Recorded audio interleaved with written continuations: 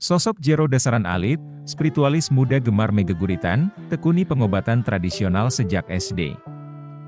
Berikut ini adalah profil dan sosok Jero Dasaran Alit yang kini viral lantaran namanya disebut dalam kasus dugaan pelecehan seksual.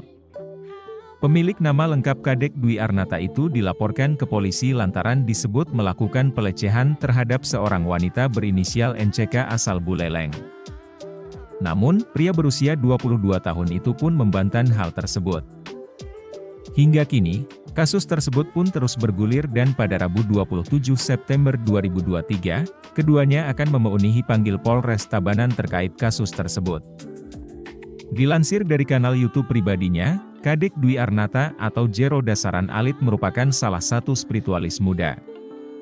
Ia pun diketahui baru berusia 22 tahun. Saat ini, ia aktif di akun Instagramnya motivasi_Dwi memberikan pencerahan dan motivasi.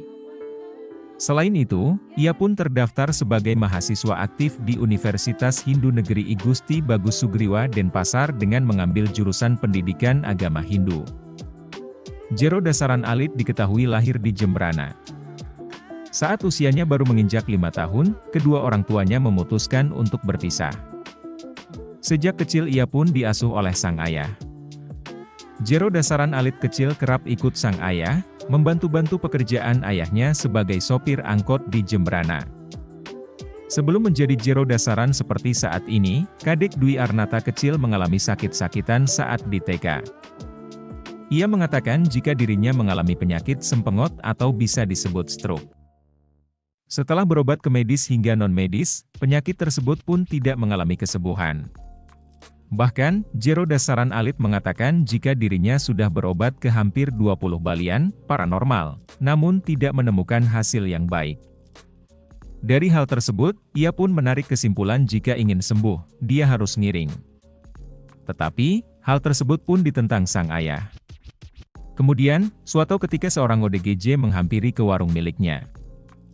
Berbekal sabun colek, dioleskannya kedua kaki Jero Dasar Balian, lantas ia pun sembuh. Setelah meminta petunjuk ke orang pintar, diketahui jika ODGJ itu merupakan utusan leluhurnya dan meminta Jero Dasaran Alit untuk menekuni dunia spiritual. Mulai saat itu, ia pun menekuni dunia spiritual. Saat duduk di bangku kelas 1 SD ia mulai menekuni pengobatan tradisional atau usada. Setelah hal itu, Jero Dasaran Alit diketahui mulai berteman dengan makhluk yang tidak kasat mata.